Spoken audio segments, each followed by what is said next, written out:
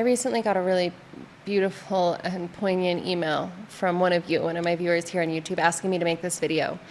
So this video is going to be advice for fathers on dealing with the pain of not being able to see your kids enough. I'm going to read to you a little bit of this email because it's pretty powerful, and if you're feeling this, if you're feeling separated from your kids, if you're having a hard time dealing with the fact that you don't get to see them every single day, I think that this man's experience is really going to resonate for you. So I'm going to share some of this email, then I'm going to go right into it and give you guys some tips, some things that you can do to both manage the pain more effectively and also to make the most of the time you do have with your kids and help you make sure that regardless of the amount of time you have with them now, that you are setting yourself and them up for a really amazing relationship in the future as they grow up. Okay, so this viewer wrote, Rachel, if possible, please make a video on how dads can deal with the intolerable pain of missing their kids. As a dad of two beautiful daughters who are 13 and 10, I am finding it next to impossible to come to terms with not seeing them every day. Because of your guidance, I've been able to forgive myself and my wife and let go of the blame game. I just want to say that's huge. If you're watching this, I hope you are so proud of yourself for getting there. That forgiveness is one of the hardest things. So hats off to you. We've been living in separate households for 8 months and are on a path for divorce. Because of your videos, I am able to realize that we are two different people and neither one of us are to blame for where we are. What I'm struggling so badly with is how do I get over the pain of not kissing my daughters every day, being around them and laughing with them. I see them here and there when I am needed to be their driver and have them 2 days every other week, but that is not enough for me. Please give me and other dads like me the required tools. Unfortunately, this is a really common experience, right? Even if you have fully half and half split custody, which a lot of fathers don't get, even if you have that, you still only get your kids half of the time. So we're going to get into some tools to deal with that pain, and he didn't ask for this, but also to help make sure that that relationship is as rich and strong and healthy as it can be with your daughters or with your kids. But before we dive into the tips, I want to just talk for a moment about why this matters. This is an important thing to reflect on. It's not to keep you watching this video so that we, saving the tips that'll actually help for later. This is actually about how your brain functions. So the brain only does things that it deems as really important. So it's important to make sure that we assess the impact that this pain is having on you and explore that a little bit so that your brain can see the value in actually following through on these tips, on the advice I'm going to give you. Because it's going to be some work, and I'm going to ask you to do some work that might be a little bit difficult. So we want to make sure that the brain can accept that and sees the reason, the need, the logical basis behind it. So when you're feeling this pain, living with the pain of not being around your kids, how does it impact you? I'd like to invite you, if you really want to work through this, do some journaling, write this down, do it on 2 levels.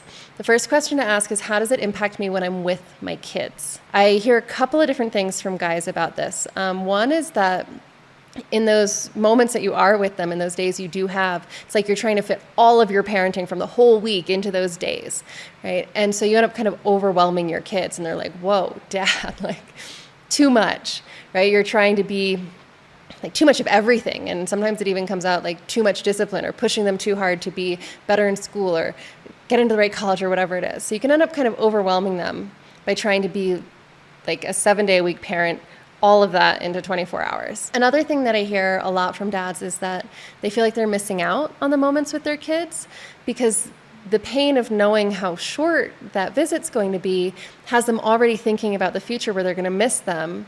And then they get kind of caught up in those painful feelings, and it takes them out of that present moment. It's harder to just be there, to laugh, to play, to have fun, to be present with your kids in the time that you do have. So explore that. For you personally, how does feeling this pain impact you when you're with your kids? The second question is, how does it impact you when you're not with them? Is it affecting you in other parts of your life? Is it impacting your performance in your career, in your business? Does it impact your ability to date or connect with other people? Does it impact your self-care routine? Does it keep you from exercising or socializing or eating well? Does it contribute to you drinking too much or sleeping too much or not sleeping at all? Okay, so after you've reflected on those two questions, just take a look at what you wrote down. Especially, I really would write this down if you can, if you really want to work through this. It's really important to get things out of our brain onto paper where we can really look at it and say, what is the impact that this pain is having on me? And when you look at it and you see that, you're going to start to see that these thoughts about this isn't enough time, I don't have enough time with my kids, maybe even she robbed me of this time, or it's too painful. Those thoughts and the subsequent pain are taking you further away from your kids, further away from the things that will make you a healthy, happy, stable father. It's really important to see the impact that those thoughts are having, because when you start to see that your current pattern, the way you think about your time with your kids and the way you feel about it, that current pattern is actually keeping you further from them, making it harder for you to show up as an amazing dad or to feel good and healthy. When your brain sees that, it's going to be interested in doing something different. Okay, so you've done that hard work. Now let's talk about some tips to actually dealing with the pain and feeling better. The first is to make a perspective shift. Right now the brain sees all the time you don't have with your kids. I'd like to invite you to focus on the time that you do have. What children need is not time. It's not the amount of time you spend with them. It is the quality of the time you spend with them. What children need are parents who are emotionally engaged and accessible with them. If you are present and emotionally connected to your children, that time with them is going to stick. Emotions, our felt experience, is what forms our memories. It's what decides what memories we keep and what we don't. So having 1 hour with...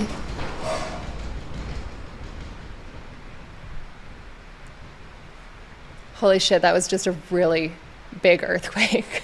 I don't know if I'm gonna leave that in the video or not. I don't know if you guys saw that. I live in Oaxaca, Mexico, on a fault line up in the mountains, and that just shook the whole house. Whew. Okay, we were talking about shifting your perspective. So to illustrate a point, I have a client who is in the middle of a nasty, terrible divorce. I won't share too many details of it here, but suffice it to say that he didn't see his kids for like 4 months. Yeah. And then when he does see them now, it's for a couple of hours, like every couple of Sundays. So it's like nothing. Right? He has, in the last year, he's had no time with his children. And yet, his relationship with them is stronger now than it was before. Obviously, it would be better for him to have more time with them. But because the time he has now is so precious, he is so cognizant of how important they are to him, of how amazing they are, and he is so in that time with them. He is so present. They're so responsive. They want to be with him. They want to spend time with him. The connection between them is so much stronger than it ever was before the separation, because when he was with them every day, honestly, he took it for granted a little bit. I think a lot of people do, right? When we're doing the same thing, the same people every day in and out, it can become a little mundane. This could be a gift for you and your kids. The fact that you have less time together can either be something that you focus on as a source of pain that distracts you from being with them, or it can help you realize how beautiful, how valuable that time you do have is, how important that relationship is for you and for them, how much you value that connection, how much you appreciate them. So you can use this, you can shift your perspective and turn this into an opportunity to realize, to be grateful that you have this opportunity to realize how much your kids matter to you, and that relationship, the relationship you have with them, is one that you're going to be intentional about, that you are going to work on and cultivate, and not just kind of passively be a good parent to the best of your ability. It's one you're really going to value and prioritize and not take for granted. The second tip is a little more practical. You need to deal with the pain on a physical level. So emotional pain is experienced in our physical body. It really is not different from physical pain. If you start to look at the sensations, you'll find that they're very, very similar, and each emotion will have specific sensations. So if you want to be able to be more present with your kids, more functional in your life, and find a way to really accept and make the most of the opportunity you have in the time that you do have with your kids, you need to manage those emotions. And that has to happen in the physical body because that's where they are. So in order to do that, you have to learn how to work with your nervous system. The nervous system responds to emotional pain a lot like it responds to physical pain. It gets a little panicky. It starts to go into fight or flight. It's like, oh, we're not safe. Things aren't okay. There's pain. What do we need to do? How do we need to protect ourselves or get out of here? But with emotional pain, when we have that fight or flight response, it actually amplifies our experience of pain because we can't flee the situation. We can't fight against it in this moment. So we're kind of stuck with this pain. And if we go into fight or flight, we have this whole compounding cycle and it just gets overwhelming really quickly. And that's actually what hurts most people. It's what distracts them from work and makes it hard for them to show up in their relationships. It's the fight or flight response to the emotion, not the emotion itself. So we want to think about emotions just like physical pain. Right? Sometimes you don't have a fight or flight response to physical pain. Like if you have food poisoning, it hurts. It's horrible. But you know what it is, right? You know what's going on. You know in 24 hours you're going to be okay, and you know it's going to suck for these 24 hours. But you don't panic about it because you understand it.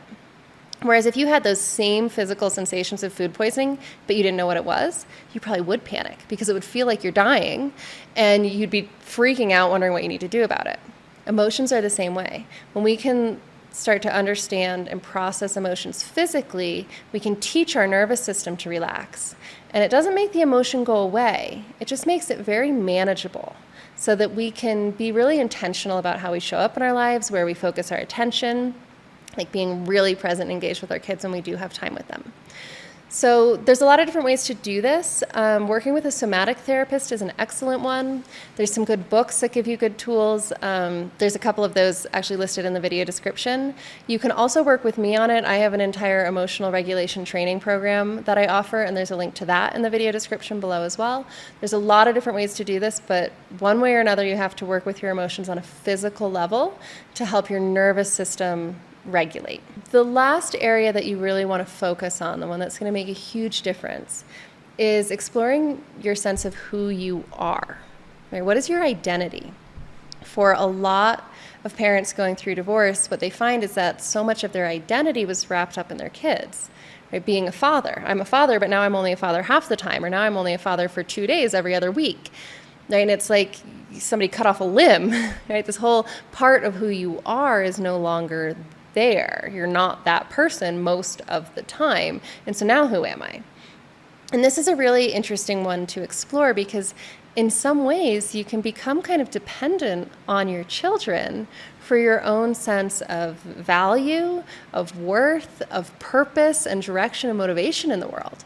Right? If your identity, your purpose, your meaning is really wrapped up in I am a father, and now you've found yourself to be only a 25% of the time father, that can really just sweep the rug out from under you. It's kind of a lot of pressure to put on your kids, right?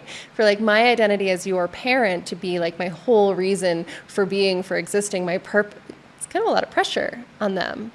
And as we already looked at in the beginning of this video, it doesn't actually serve you or them, right? It's making it harder for you to show up in your day-to-day life. It's making it harder for you to show up and be really present and a good parent with them when you have the time. What I recommend here is really considering the idea that there's more to you than being a father, that that's an important part, a valued part of your identity. Maybe it's a part of your core values, what kind of father you want to be, but it's not the entirety of who you are. And it's well worth it to spend some time exploring that question. If I'm not just a father, if there's more to me than that, what is it? Who am I? If I peel back all of the different descriptors, the different layers, if I'm not father, if I'm not husband, if I'm not man, what am I at the core of my being? What is there? What is unshakable, unchangeable, no matter what life throws at me? What is the essence of me? It's kind of a fun thing to explore. It can be a little bit daunting, but I promise you, if you approach these questions, this question of who am I if I'm not just a father, if I'm more than that, if you approach that question with curiosity and compassion and patience, you are going to find a really stable sense of self underneath all of the different labels that you and other people have applied to you over your life. And there's a lot of liberation there, not just for you, but for the people you love too, because, when you're living from that place, and there's a lot of liberation there. not just for you, but for the people that you love as well. Because when you're living from that place, that felt sense of, I know who I am on this core level, you are no longer dependent on the people you love for your identity.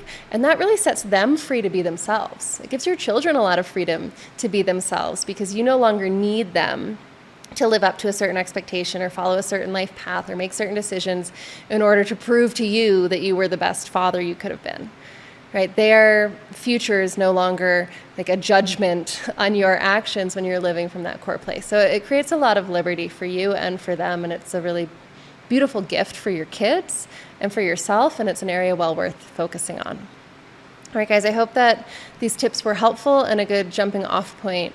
There is a lot to this. So if you want to go deeper into any of the things I've talked about or deeper into relationships and actually parenting and communicating with your kids through separation and divorce, please download the Better Beyond Divorce app. You can get started for free. There's a ton of great resources on there, and the app is going to go a lot deeper into all of these different things that I've talked about today: the nervous system regulation, the sense of identity, ways to shift your perspective and see things in a more useful, helpful light, and also just really breaking down and working with the brain in ways that the brain actually works to understand what's serving you and what isn't in your patterns of thinking and feeling and showing up in your life. All right, so download the Better Beyond Divorce app. Link is in the video description below, and I will see you inside the app. Thanks for watching, guys, and I'll see you in the next video as well.